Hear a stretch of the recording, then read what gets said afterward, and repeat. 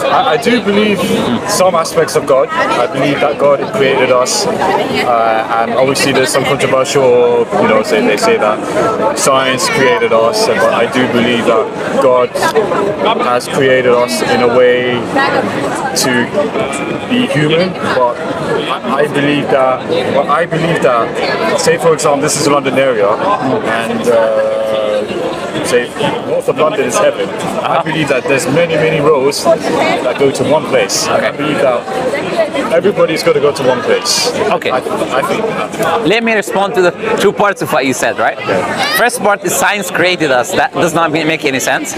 Reason being, whoever says that, I know you don't say that, but whoever says that sentence itself does not make sense.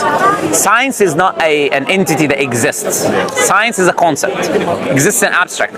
If I say to you mathematics created us, is the same thing. If I say to you physics created us, is the same. That does not make any rational sense. That's a concept that exists only in our mind. Mathematics exists in our mind, does not exist in reality, right? So you cannot say science created us. What is science? The scientific method is to study the universe through experimentation, repeatability, and falsification. So it's a method of studying something. How can a method of studying something that is abstract create anyone?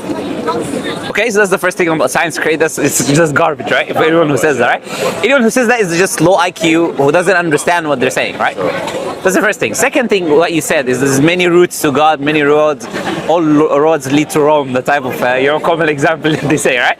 I'll say to you the problem with that is the following, is that these roads describe God differently. And God is an entity that exists that cannot be multiple things that are contradictory.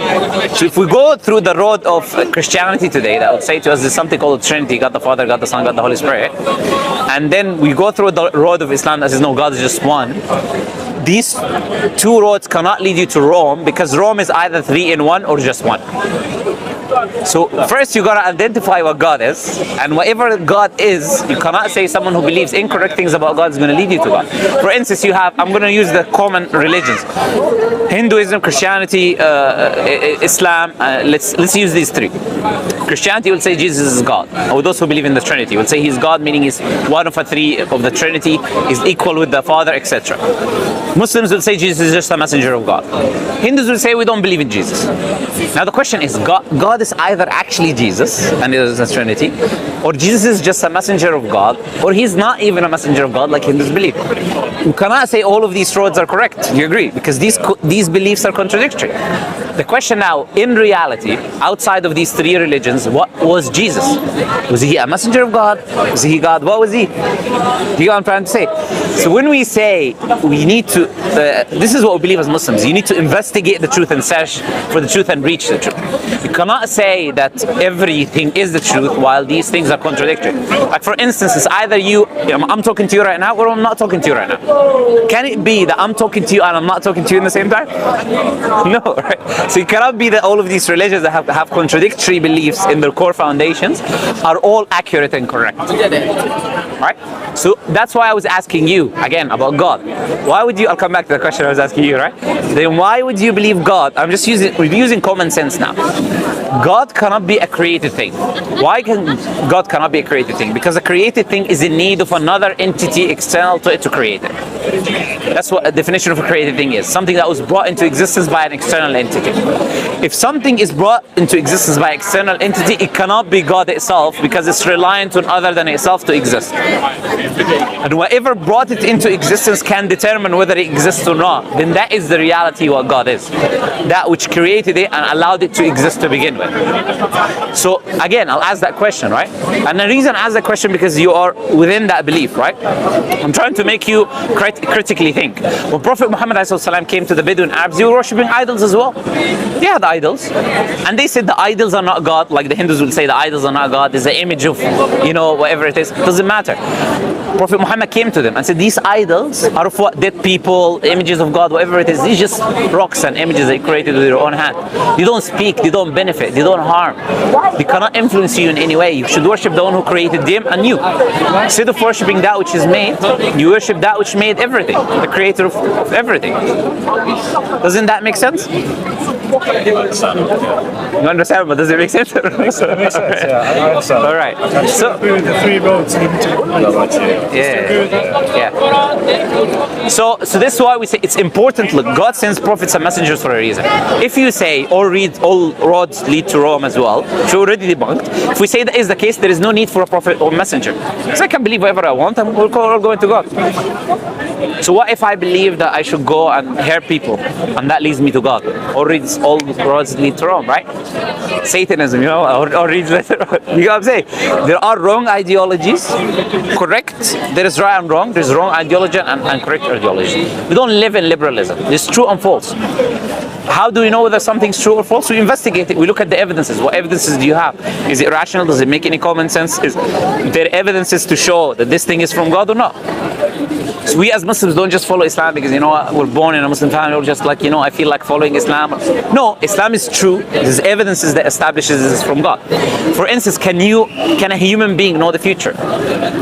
No.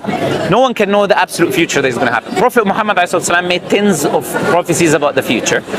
All of them were accurate and correct. They're recorded historically, that we can see that he said it in that time, and that it's not just stories, you know, that he found in a book. Like, yeah, no, there is carbon dated manuscripts of what we're saying, right? And they are before the events happening, and we see them happening today. The Prophet said you'll see the barefoot Bedouin Arabs competing in building the tallest buildings. The Bedouins are the Arabs who live in the deserts. What is the tallest building in the world today? You know? Dubai, yes, Burj Khalifa. So Prophet said the Bedouin barefoot Arabs will be doing it. You know, 15 years ago, Dubai was a desert. Why are they able to build now? Do you know? Because of intelligence and oil. Oil, they found oil. Yeah, the Prophet said the earth will puke its treasures. And money will become abundant within you, speaking to the Arabs. And then he said they will be competing in building these tallest buildings. So he mentioned the source of where they will get it. He said the deserts of Arabia will become green again. You look at NASA, they have this study about the deserts of Arabia from 1980s until today. It's just turning from yellow to green. They bring Nature magazine. They say 5,000 years ago, it was all meadows and rivers. The Prophet said they will come back to be meadows and rivers, which means it used to be in the past. How would he know that?